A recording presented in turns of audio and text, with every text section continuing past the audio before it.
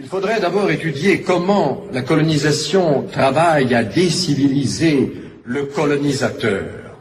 à l'abrutir au sens propre du mot, à le dégrader, à le réveiller aux instincts enfouis, à la convoitise, à la violence, à la haine raciale, au relativisme moral, et montrer que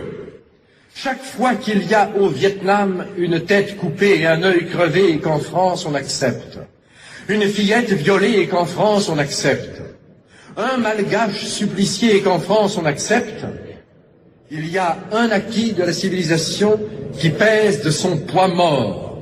une régression universelle qui s'opère, une gangrène qui s'installe, un foyer d'infection qui s'étend, et qu'au bout de tous ces traités violés, de tous ces mensonges propagés, de toutes ces expéditions punitives tolérées, de tous ces prisonniers ficelés et interrogés, de tous ces patriotes torturés, au bout de cet orgueil racial encouragé, de cette jactance étalée, il y a le poison instillé dans les veines de l'Europe et le progrès lent, mais sûr, de l'ensauvagement du continent. Et alors, un beau jour, la bourgeoisie est réveillée par un formidable choc en retour. Les Gestapos s'affairent, les prisons s'emplissent, les tortionnaires inventent, raffinent, discutent autour des chevalets. On s'étonne, on s'indigne, on dit comme c'est curieux, mais bah c'est le nazisme, ça passera. Et on attend, et on espère,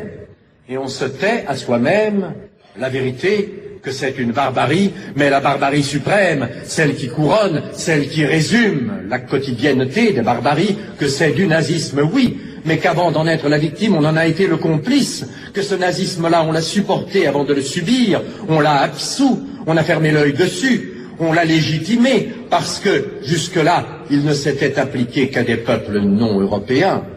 que ce nazisme-là, on l'a cultivé, on en est responsable, et qu'il sourd, qu'il perce, qu'il goûte, avant de l'engloutir dans ses eaux rougies de toutes les fissures de la civilisation occidentale et chrétienne.